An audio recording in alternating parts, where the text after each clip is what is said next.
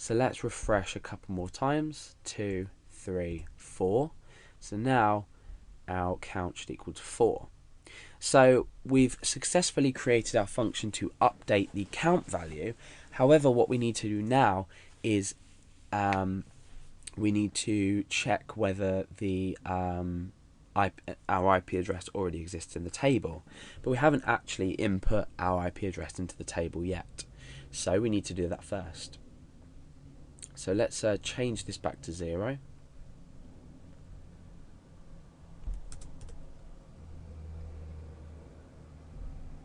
Okay, so let's not call this update count function for now. Now, what we've got now is a function that's going to work. Let's just get rid of this if statement. It's not required at all. We just are updating the query there, and if it doesn't work, we're silencing this anyway. So because it doesn't really matter anyway. Okay, so we've created our function which is update the count. That works, and we can use that later on to update the count if this function returns true, so if the IP address does exist. So let's first of all, up here, every time our page is run, we want to store the user's okay, so update count is fine. We've got IP exists, and we also want a function. I didn't think this through properly, obviously. We need IP add, and this is going to add an IP address to our database. So again, we're taking in IP, and okay, yeah, so IP add. So we need to add an IP address to our table. Our table is, just refresh this to blank that. Our table is hits IP, and our field is IP. So what we want to do is we want to first of all create a query, and this is going to be equal to insert, in capitals, insert into, and our table name is hits IP. Insert into IP values, and we only have one value, so that's it. Values is the IP that we specify in here, so that can just be IP like that. Now we come down and we say query run equals MySQL query.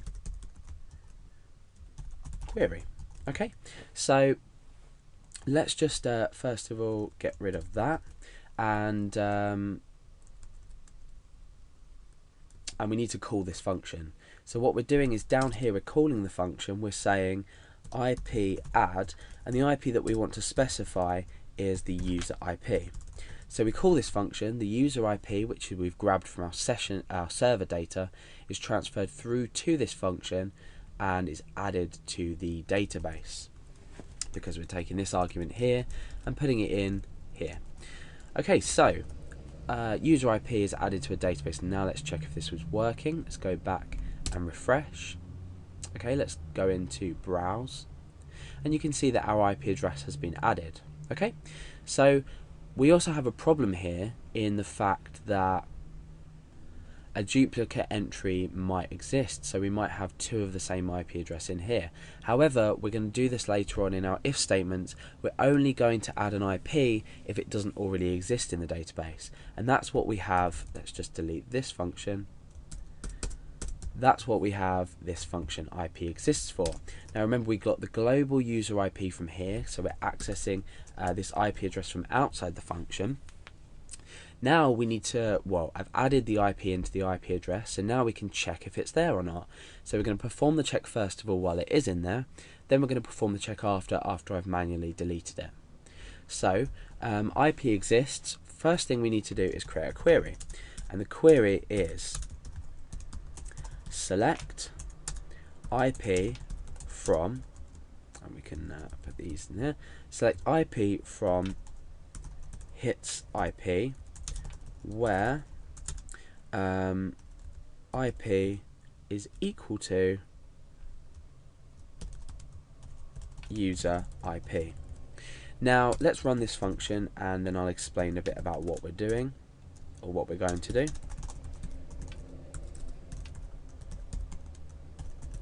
Okay, so this function is going to select an IP address, which we don't need to do. We could have selected star, but I've just specified it, from the hits table where we've already got one IP address, which is 127.0.0.1, where the IP equals my current IP address. Now what we can do is we run the query and we can return the amount of rows returned.